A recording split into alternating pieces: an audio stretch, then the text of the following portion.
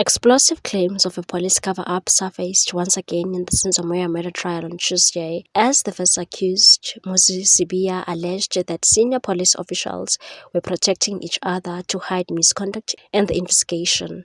Testifying under cross-examination by State Prosecutor Advocate George Baloyi at the Pretoria High Court, Sibiya claimed that the Deputy Police Commissioner General Shadrack Sibiya was present at Voslera's home, where the former Bafana Bafana captain was shot and killed in October 2014, a detail he says has been deliberately omitted from the police testimony, and said Brigadier Bongani Gininda did not appear before this court, and he never disclosed that General Sibiya went to the scene.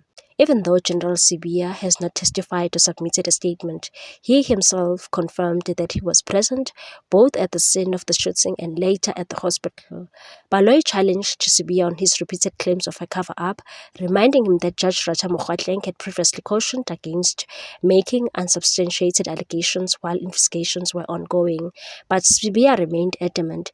It is not allegations, he insisted. Even today, when you watch TV or listen to the radio, you hear about police officers involved in wrongdoing.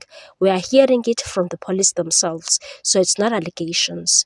The accused also took issue with the earlier testimony of Colonel Karel Swanepoel, who told the court that police procedure dictates that injured detainees must receive medical attention. Sibiya countered that his own experience was the opposite, said, "I'm not blaming Colonel Swanepoel.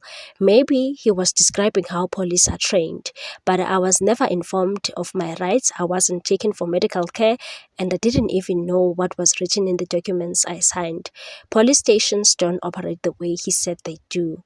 Meyiwa, a national football hero and Orlando Pirates goalkeeper, was fatally shot while visiting his girlfriend and popular singer Kelly Khumalo in Vosloorus. The trial, which has been marred by allegations of police misconduct, torture, and tampering with evidence, continues to grip the nation more than a decade after the tragic killing.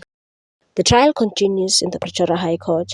What's your take on this one, people? Thanks for watching. Please subscribe for more news.